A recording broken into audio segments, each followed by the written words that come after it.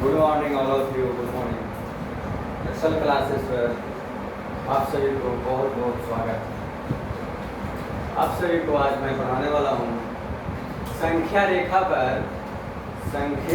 पर root under 7.4 को निरूपित करें। यानी संख्या रेखा पर, रेखा कहने का मतलब कि लाइन पर निरूपित इसको करना है। ठीक है बाबू। तो ये क्लास 9 का 1 का डी चैप्टर है भारतीय वन का, उसमें भी मिल सकता है, यानी 9 क्लास में पढ़ने के लिए। तो बाबू देखो संख्या रेखा ये हो गया, ये है क्या हो गया बाबू? रेखा। अभी यह संख्या रेखा नहीं है, अभी यह क्या है वो बाबू? सरल रेखा यानी कि स्ट्रेट लाइन। ठीक है, इस लाइन को हम नाम देते हैं एक्स और वाई। ठीक है, चलो यहाँ पे हम नाम देते हैं ए।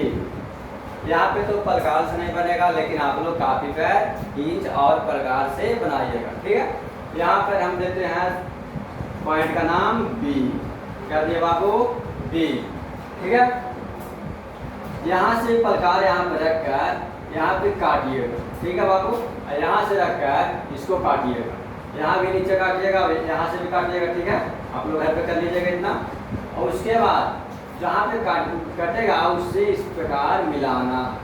क्या करना बाबू? मिलाना है इसको। जहाँ पे कटी है मिड पॉइंट, वहाँ से इसको खींचना है।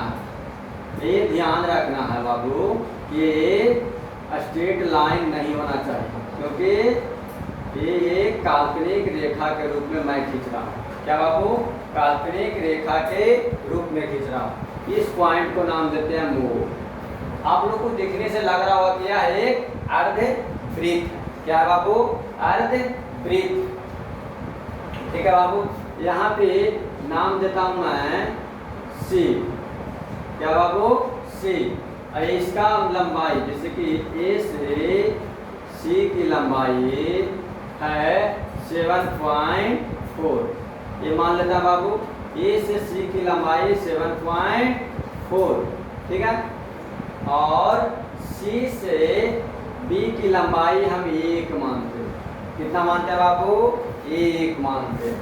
चलिए, अब यहाँ से कुछ नहीं करना, आपको सिर्फ इस वृत्त से एक लंब खींचना। C के पास एक लंब, थोड़ा सा टेढ़ हो जा रहा है, इसके लिए टेंशन मत लेना, नहीं लेना है। आप लोग अपने इंच और प्रकार से करिए। यानी ये पॉइंट C है जो यहाँ पे आ गया। ठीक है बाबू, तो आप पहले अपनी कॉपी पर लिख लीजिएगा कि C1 मत समझ जाइएगा आप लोग, इसको 1 लंबाई। तो पहले लिखिएगा ये C की लंबाई कितना बाबू?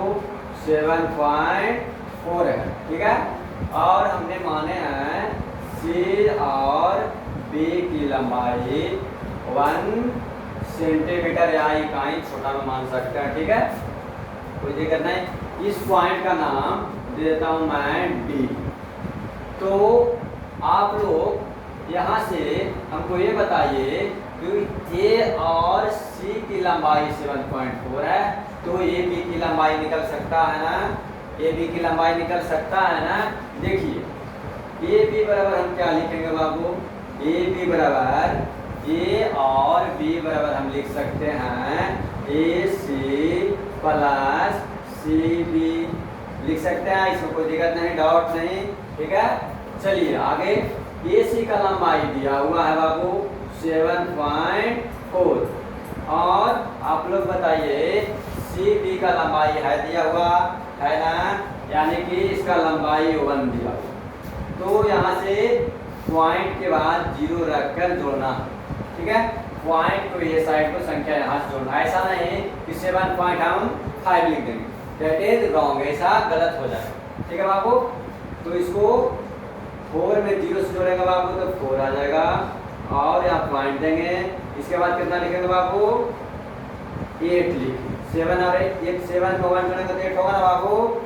पॉइंट के बाद किसी भी संख्या के अगर संख्या 2 दिया होगा, अगर पॉइंट देकर 0 कितनों 0 लिखे, उससे संख्या में कोई फर्क नहीं पड़ता है, क्योंकि पॉइंट के बाद जितनी संख्या रहता है उतना 0 हम बटा में कर देते हैं। 2 जीरो किए बाबू, पॉइंट कट गया, हमारा संख्या 2 लिए तो 2 ही ना बाबू। इसी प्रकार टेंशन नहीं लेना, पॉइंट के बाद आप जीरो कर सकते हैं। तो ए बी की लंबाई यहाँ से हमको ज्ञात हो चुकी है। अब आप हमको बताइएगा कि क्या ए बी इस वृत्त का व्यास नजर आ रहा है? ए बी वृत्त का अर्धवृत्त का व्यास नजर आ रहा है। तो ओ को यदि हम केंद्र मानते हैं तो ओ और बी वृत्त का क्या निकलेगा बाबू? त्रिज्या। क्या होगा बाबू?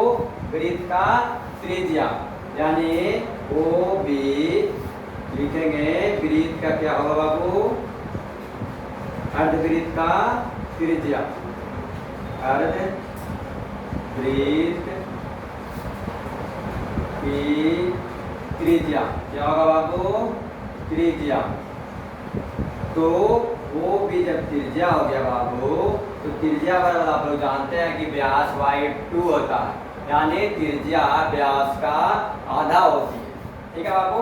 इसमें व्यास क्या है बाबू? 1/2 व्यास इसमें है ए और बी है। ठीक है बाबू। ए 1/2 ए बी का मान आप लोग बताइए, मैंने कितना निकाला बाबू? ए बी का मान कितना निकाला है? 8.4। अब इसको काट सकते हैं बाबू 2 से, तो ये कटकर आ जाएगा 4.2, यानी कि ओ बी का मान आ गया 4.2। ठीक है, ओ बी का मान आ गया 4.2।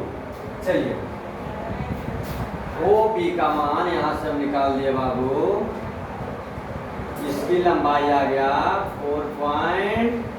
तो आराम से पढ़ना, टेंशन नहीं लेना। मैथ है बाबू, मैथ में थोड़ा सा गड़बड़ हो जाएगी, पूरा मैथ गड़बड़ हो जाएगा, सिर्फ माइनस प्लस का फर्क पड़ जाएगा, तो आपका आंसर नहीं आ पाएगा। ठीक है, चलिए, तो यहाँ से हमारा ओ भी तो निकल गया बाबू।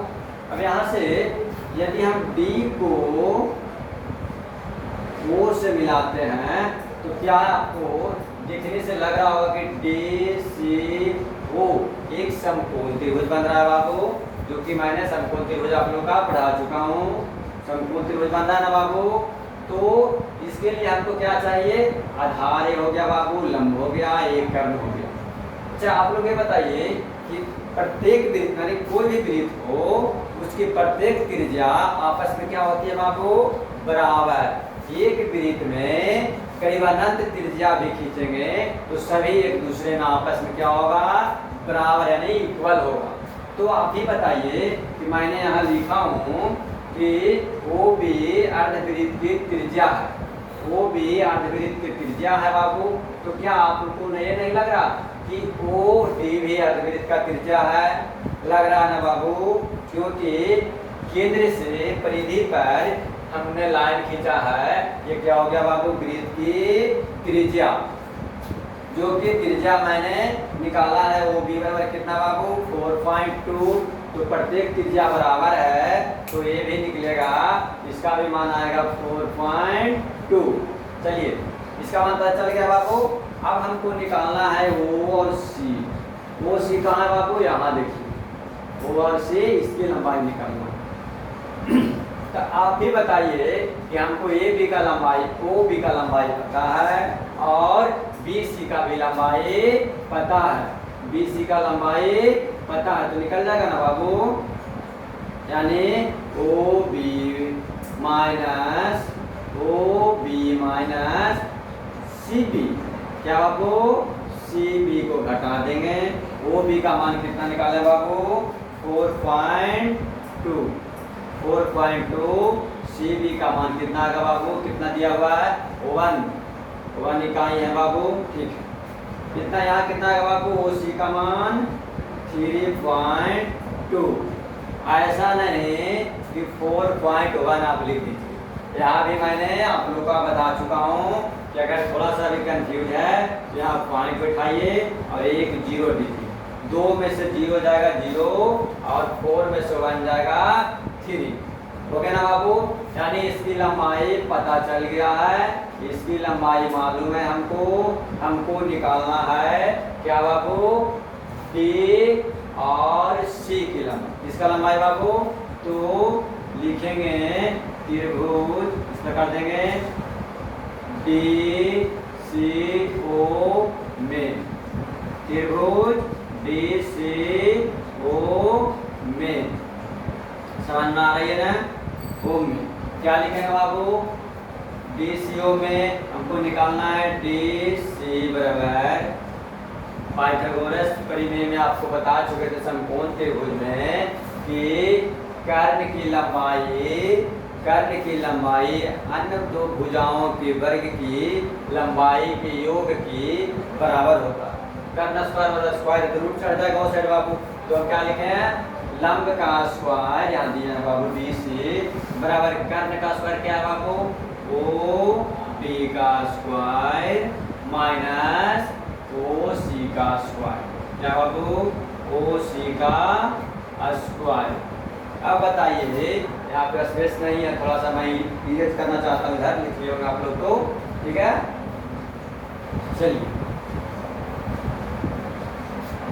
हमको निकालना क्या था बाबू डी सी, ओ डी का मान आप लोग बताइएगा, ओ डी का मान क्या है बाबू 4.2, 4.2 का स्क्वायर करेंगे बाबू 4.2 माइनस क्या है बाबू ओ सी का मान है, ओ सी का मान आप लोग बताइए कितना है बाबू, ओ सी का मान देखिए यहाँ है, ओ सी का मान 3.2 का स्क्वायर करेंगे, ठीक है बाबू। अब पिछले क्लास में मैंने स्क्वायर करने का शॉर्ट ट्रिक बता चुके, जो कि मुझे गुना करने से कोई मतलब नहीं है, डायरेक्ट मैं यहाँ पे कर सकता हूँ। देखिए कैसे, थोड़ा सा यहाँ पे 4 2 का स्क्वायर बाबू 4, 2 का स्क्वायर 4, 2 में 4 से गुना करेंगे, 4 दूने 8 और उसको डबल करेंगे, सब में समान नियम रहेगा, ठीक है। 2 में 4 से गुना किया तो आ गया 8, 8 का डबल करेंगे 16 आएगा, 16 का 6 लिखेंगे, हाथ में एक यानी कैरी 1 बचेगा बाबू, 4 का वर्ग 16, 16 एक 17। वर्ग में एक चीज ध्यान देना है, एक अंक के बाद दशमलव है बाबू, तो यहाँ 2 अंक की बात हो, क्योंकि यहाँ 2 अंक था तो 4 अंक हो गया ही ना, ठीक है।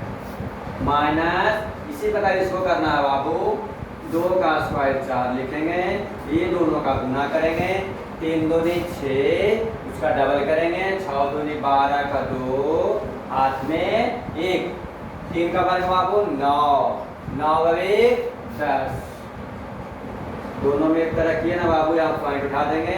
अब थोड़ा सा और इरेज करते हैं बाबू, आप लोग लिखिए में, तो अगर नहीं लिख पा रहे हो तो वीडियो पे थोड़ा सा रोक कर आप लिख सकते हैं, ठीक है। चलिए आगे देखिए, अब क्या करेंगे बाबू, पॉइंट के बाहर ये साइड है उसको घटाएंगे, 4 में से 4 गया 0, 6 में से 2 जाएगा 4, क्या बचेगा बाबू 4। अब देखिए यहाँ 7 है, 7 में से 0 जाएगा तो बच जाएगा 7, और 1 में से 1 जाएगा 0 नहीं लिखेंगे, कोई बात नहीं है बाबू। तो यहाँ हमको आ गया, यहाँ हमको आ गया रूट अंडर 7.4, क्या गया बाबू 7.4, जो कि हमको संख्या रेखा पर इसको निरूपित करना था। क्या करना था बाबू, संख्या रेखा पर निरूपित करना था। तो बाबू डीसी का लंबाई क्या आ गया बाबू, जो कि हमारा ये डीसी है, इसकी लंबाई कितना है बाबू 7.4, इस बिंदु की लंबाई आ गया 7.4 बाबू। अब यहाँ से क्या करना है, आप यहाँ पे पलकार रखिएगा और इससे ये संख्या गिराइएगा, इस तरह आप गिरा दिए बाबू। इस पॉइंट पर, जिस पॉइंट पर गिरे, इस पॉइंट पर हम लिख देंगे रूट अंडर 7.4, यही संख्या रेखा पर, इस रेखा पर मैंने दर्शा दिया रूट 7.4। इसी प्रकार आगे भी बन सकती है, जो भी हो सब समान नियम रहेगा। अगर आप लोग का समझ में आ चुका है तो मेरा चैनल है Excel classes by Ajit Kumar, इसको आप लोग सब्सक्राइब करिए और अच्छे अच्छे ट्रिक के लिए इसको जरूर सब्सक्राइब करिए, ठीक है। Okay bye, thank you, bye bye.